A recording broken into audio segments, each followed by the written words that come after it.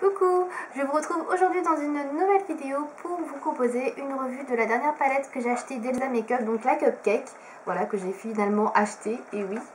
Et j'ai également acheté sur le site de Spongeac deux autres produits Elsa Makeup que je vais vous présenter tout de suite. Et on va finir donc avec la revue et mon avis sur la palette Cupcake. Donc en fait, il y avait à l'occasion des soldes quelques réductions, quelques promos sur les produits d'Elsa, notamment sur la palette Cupcake qui était à 15 € au lieu de 20. Donc je vais vraiment sauter sur l'occasion, c'est le cas de le dire, pour la commander. Et je vais vous en parler juste après. Il y avait également des promos sur certains de ces pinceaux individuels et sur certains kits. Donc moi j'ai opté pour un pinceau individuel qui était soldé à plus de 50%, qui était vraiment très intéressant parce que c'est un gros pinceau pour le teint. Et donc j'ai opté pour le pinceau Duo Fibre qui se présente comme ceci. Donc le packaging déjà est assez pro, assez professionnel je trouve, hein. Je trouve que c'est un beau packaging. Donc le pinceau est 100% synthétique, c'est inscrit dessus. En même temps pour ce prix là, voilà, je vous ai pas dit le prix, donc je l'ai payé à 5 € et quelques, hein, quelque chose comme ça. Donc il arrive dans un petit emballage plastique comme ceci. Vous avez l'intérieur du pinceau et vous avez également un brush guard qui est vendu avec, qui est très pratique donc quand vous faites sécher votre pinceau pour qu'il puisse garder donc sa forme initiale. Donc il se présente comme ceci. Donc comme vous voyez c'est un gros pinceau.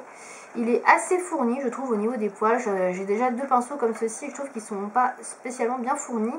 Le pinceau qui est dans son kit d'ailleurs, le kit Fuchsia je crois qu'il s'appelle, il me semble être un peu moins fourni au niveau des poils. Donc ça c'est plutôt cool. Donc c'est un pinceau que moi je vais utiliser je pense pour appliquer des crèmes pour le teint, CC crème etc. je pense. Puisque j'ai déjà un pinceau comme ceci que j'utilise pour le blush. Donc là ce ne sera pas la même utilisation. Il a l'air d'être assez fourni, assez épais. Je ne l'ai pas encore lavé, je ne l'ai pas encore utilisé.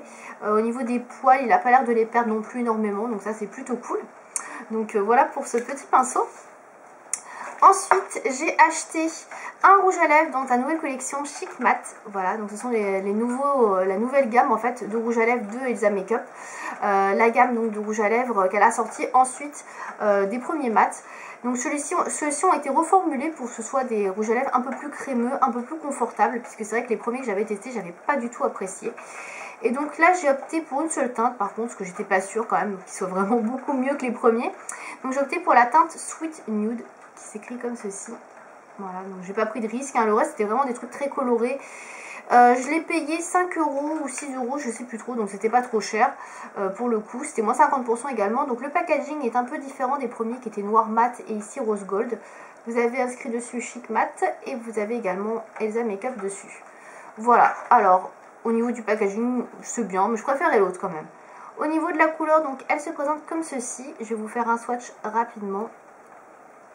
Voilà la couleur, donc c'est pas vraiment un beige nude, c'est plutôt une sorte de rose, rose beige on va dire. Je trouve que la couleur en fait par rapport au raisin est pas tout à fait pareil, c'est un peu plus rosé en fait quand vous l'appliquez sur les lèvres. Mais j'aime tout à fait la couleur, elle est très jolie. Et effectivement ils sont beaucoup plus confortables que les premiers. Les premiers je les aimais pas du tout, j'ai trouvé hyper sec, à l'application c'était une horreur, vraiment pas confortable. Ceux-là sont vraiment très bien, franchement. En tout cas cette couleur là est très bien. Je pense que la gamme d'ailleurs est beaucoup mieux. Donc voilà, merci Elsa d'avoir reformulé tes rouges à lèvres, parce que franchement les premiers c'était pas ça, mais ceux-là sont vraiment très bien. Et autant les premiers je vous les recommandais pas du tout, ceux-là je vous les recommande à 100%.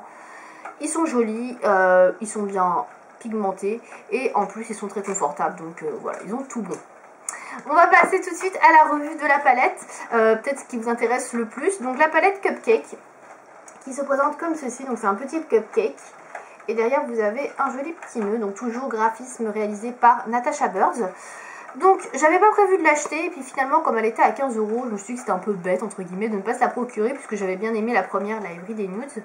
Donc l'intérieur de la palette, et on va parler donc des couleurs, c'est ce qui nous intéresse le plus. Donc elle se présente comme ceci au niveau des couleurs. Alors au niveau des fards à paupières, je crois qu'il n'y en a aucun qui était dans la palette Warm Lights. Par contre l'highlighter et le blush étaient tous les deux dans la Warm Lights. Voilà, c'est le seul petit truc que je peux vous dire. De toute façon l'highlighter qui est ici, le Light Up, est présent dans les trois petites palettes de ce style. J'ai pas encore testé la Smoky, donc je vous en ferai soit une revue plus tard si ça vous intéresse, soit j'en parlerai sur le blog, je sais pas encore, on va voir. Donc en fait celle-ci, j'avais un petit peu peur de ces deux fards là que je trouvais très pigmentés, enfin très pigmentés, très flashy. Et en fait Elsa a proposé un maquillage, un tutoriel sur sa chaîne, mélangeant ces deux couleurs, toutes les deux. Et c'est vrai que le résultat était vraiment très joli et beaucoup plus portable que ce que j'aurais pu penser. Vous voyez, quand on mélange les deux ensemble, ça reste quand même assez portable. Et du coup, c'est comme ça que je porte ces couleurs-là dans la palette. Je les mélange toutes les deux, ça fait une sorte de turquoise un petit peu, enfin, ça fait un mélange qui est assez joli et qui est beaucoup moins flashy que ce qu'on peut penser ici. Donc ça reste quand même assez portable. Et puis pour l'été, de toute manière, la couleur, elle est quand même la bienvenue. Donc voilà. Au niveau des autres couleurs, donc vous avez un highlight qu'on peut utiliser en tant qu'highlight, donc qui est le Baby Pink, qui est un beige assez foncé quand même, je trouve. Hein. On a ensuite le Cashew, qui est une sorte de pêche orangé, voilà, qui est comme ceci, mat. Le Blush, qui est un rose, un vieux rose, on va dire mat. Et enfin le Cookie Monster, qui est un marron chocolat mat, voilà, qui est ici. Voilà, donc c'est des couleurs assez mat dans l'ensemble, à part ces deux-là qui sont irisés, effectivement.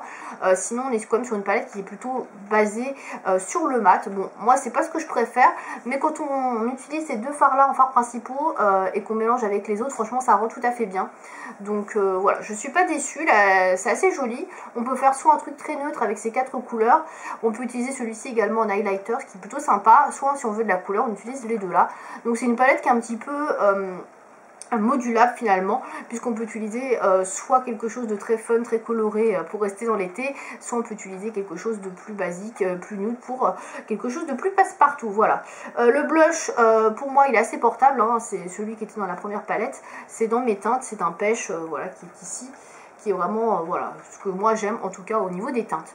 Donc voilà pour cette palette, finalement j'aime bien toutes les couleurs, j'ai juste un petit regret que l'highlight ici, enfin la couleur la plus claire en fait, ne soit pas un peu plus claire, donc du coup j'utilise plutôt le light up, mais j'aurais préféré une teinte un petit peu plus blanche, etc., un peu plus écrue.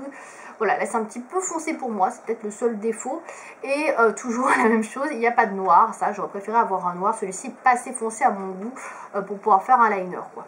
Voilà, c'est les seuls petits détails que j'ai sur cette palette, mais l'ayant payé 15 €, je pense que voilà, ça vaut tout à fait son prix. Comme je le disais dans la première vidéo, c'est des palettes qui sont bien au niveau de 15 €, je pense que c'est le prix, le bon prix.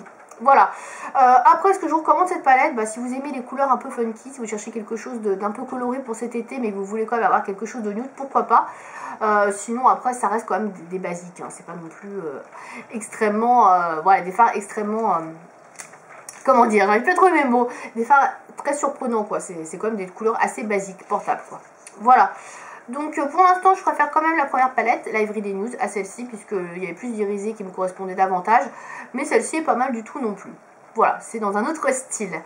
Si vous avez des questions par rapport à la palette Cupcake, n'hésitez pas à me dire ça dans les commentaires, parce que là j'ai l'impression déjà d'avoir fait le tour, comme j'en avais déjà parlé avec la première palette d'Elsa. Si vous avez testé les nouveaux rouges à lèvres Chic Matte, n'hésitez pas aussi à me donner votre avis.